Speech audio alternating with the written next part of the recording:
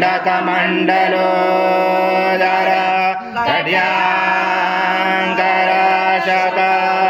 त्रैगुण्यरहित त्रैलोक्यपालक विश्वनायक भक्तवत्सल कलियुगे श्री स्वामी समर्थावतारधारक भाइमां ब्रह्मानंद परम सुखदं केवलं ज्ञानमूर्ति द्वन्द्वातीतं गगनसदृशं तत्त्वमचादिलक्ष्यम् एकं नित्यं विमलमचलं सर्वदि साक्षिभूतं भावातीतं त्रिगुणरहितं सद्गुरुं तं नमामि गुरुर्ब्रह्मा गुरुर्विष्णु गुरुर्देवो महेश्वरः गुरुर्साक्षात् परब्रह्म तस्मै श्री गुरवे नमः।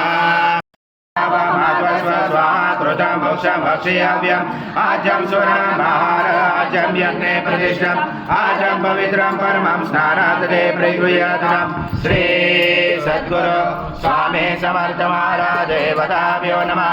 घृतस्नानं समर्पयामि घृतस्नानान्तरेण शुद्धोदकस्नानं समर्पयामि सकलपूजाते सर्वोपचाराते गन्धपुष्पं समर्पयामि शेषोपचाराते प्रार्थनापूर्वक नमस्कारं करोमि।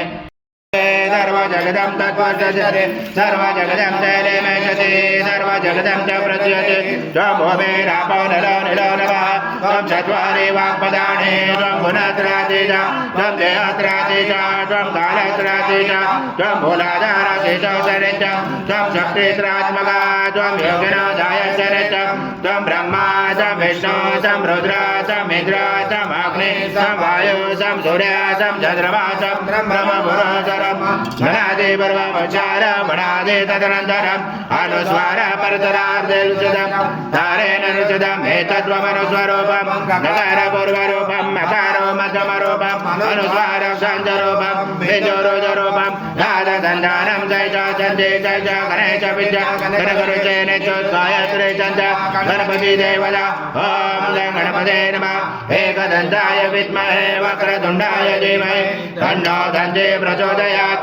एकदन्तं चतुर्दशं पाशमं कुशधारणं रथं सवर्धं मत्स्येऽपि प्राणं मुषपदशं रक्तं लम्बोदरं ब्रह्माय विद्महे परमहंसाय धीमहि तन्नं स्वामी प्रचोदयात्। श्री सद्गुरु स्वामी समर्थ महाराज देवताभ्यो नमः। प्रार्थना पूर्वक नमस्कारं करोमि। हरि ओम तत्सत् हरि ओम तत्सत् हरि ओम तत्सत्।